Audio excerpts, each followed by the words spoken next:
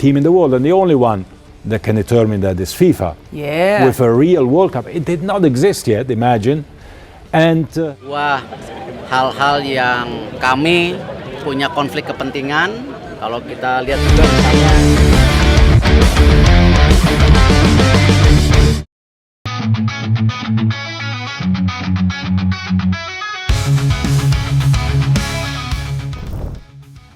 Dulu PSSI dikenal paling rajin menjatuhkan sanksi ke klub dan pemain lokal, tapi siapa sangka kali ini FIFA turut sanksi timnas Indonesia. PSSI mendadak mendapatkan hukuman lumayan berat dari Federasi Sepak Bola Dunia atau FIFA. PSSI menerima surat pemberitahuan resmi dari FIFA pada Sabtu 10 Mei 2025 yang menyatakan bahwa Indonesia dinyatakan bersalah karena tindakan tidak terpuji dari sebagian penonton. Sanksi itu imbas perilaku diskriminatif supporter ketika timnas Indonesia menjamu Bahrain dalam lanjutan babak ketiga kualifikasi Piala Dunia 2026 zona Asia putaran ketiga di Stadion GBK Jakarta pada Maret silam. Pelanggaran terjadi pada menit ke-80 saat pertandingan berlangsung, di mana sekelompok supporter yang diperkirakan berjumlah 200 hingga 300 orang terdengar meneriakkan slogan bernada xenofobia. Teriakan tersebut dinilai sebagai bentuk ujaran kebencian yang tidak dapat ditoleransi oleh Badan Sepak Bola Dunia itu. Sebagai konsekuensinya, FIFA menjatuhkan 2 jenis hukuman kepada Indonesia. Denda ini mencerminkan tingkat keseriusan FIFA dalam menindak setiap bentuk diskriminasi yang muncul di stadion. Uniknya, hukuman itu keluar hanya berselang sehari setelah PSSI memberikan sanksi berat kepada bek PSM Makassar, Yuran Fernandes. Yuran dihukum larangan beraktivitas di sepak bola Indonesia selama 1 tahun usai mengkritik kondisi persepak bolaan tanah air. Anggota Exco PSSI Arya Sinulinga menjelaskan PSSI harus menerima hukuman denda dan pengurangan jumlah penonton. Keputusan FIFA, PSSI harus bertanggung jawab atas perilaku diskriminatif supporter pada saat pertandingan Indonesia lawan Bahrain yang dimainkan 25 Maret 2025.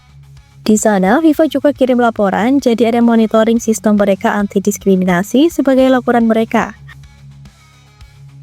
Arya mengatakan jika PSSI harus membayar denda hampir setengah miliar rupiah atau sekitar 400 juta dan harus mengurangi sekitar 15% dari kursi yang tersedia pada pertandingan kandang selanjutnya. Ia menambahkan pengurangan jumlah kursi diterapkan di belakang gawang bagian utara dan selatan. Namun FIFA menawarkan alternatif lain agar jumlah tersebut dapat diisi oleh elemen supporter lain, seperti kepada komunitas anti-diskriminasi atau komunitas khusus seperti keluarga, mungkin pelajar atau perempuan, dan mereka harus pasang spanduk anti-diskriminasi. Sanksi dari FIFA tersebut menjadi sebuah pembelajaran dan perlu adanya langkah-langkah literasi dan pendidikan kepada supporter agar tidak melakukan hal-hal yang berhubungan dengan diskriminasi seperti hate speech, ujaran kebencian, rasisme, xenofobia, dan lainnya. Hukuman ini selanjutnya akan diterapkan oleh PSSI ketika timnas Indonesia melakoni pertandingan ke-9 grup C kualifikasi Piala Dunia 2026 putaran ketiga zona Asia menjamu timnas Cina di Stadion GBK pada 5 Juni mendatang.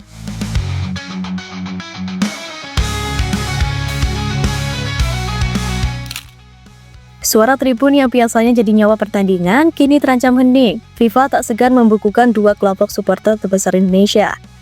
Ultras Garuda dan La Grande, Indonesia terancam tidak bisa berada di tribun utara dan selatan SUGPK pada laga kontra Cina nanti. Lantaran sanksi dari FIFA untuk memainkan pertandingan dengan jumlah penonton terbatas. Laga melawan Cina menjadi sangat menentukan dalam menjaga peluang untuk lolos ke fase selanjutnya, yakni babak keempat kualifikasi. Batasan jumlah penonton jelas berdampak pada atmosfer pertandingan. Dukungan penuh dari tribun seringkali menjadi kekuatan tambahan bagi para pemain di lapangan. Namun, kini keadilan FIFA kembali dipertanyakan. Terbukti ilegasi saat supporter Bahrain menghina Jepang, sanksinya hanya sebatas denda kecil. Pada insiden laser dan peluit terjadi pada 10 September 2024 di Bahrain National Stadium Rifa dalam laga kedua grup C putaran ketiga kualifikasi Piala Dunia 2026 zona Asia, FIFA menjatuhkan denda sebesar 5.000 franc Swiss atau sekitar 91 juta kepada TFA karena penggunaan laser yang berulang kali oleh sebagian supporter terhadap para pemain Jepang selama pertandingan. Termasuk kepada Ayase Ueda yang hendak mengeksekusi penalti pada menit ke-37 sekaligus gol pembuka dalam kemenangan 5-0 Samurai Biru atas Bahrain. Selain itu, dilansir dari GDN, FIFA juga mendenda BFA dengan jumlah yang sama atas insiden peniupan peluit oleh beberapa pendukung tuan rumah saat lagu kebangsaan Jepang dimainkan sebelum pertandingan dimulai. Total denda yang harus dibayar oleh BFA mencapai 10.000 franc Swiss atau setara dengan 180 juta. Keputusan ini diambil FIFA sebagai bentuk sanksi atas pelanggaran yang terjadi selama pertandingan tersebut. Menanggapi sanksi ini, BFA mengeluarkan pernyataan resmi melalui media sosial Instagramnya. Federasi mengimbau para supporter untuk mematuhi instruksi dari petugas keamanan dan penyelenggara stadion, terutama untuk tidak menggunakan laser atau melakukan pelanggaran lain di pertandingan mendatang.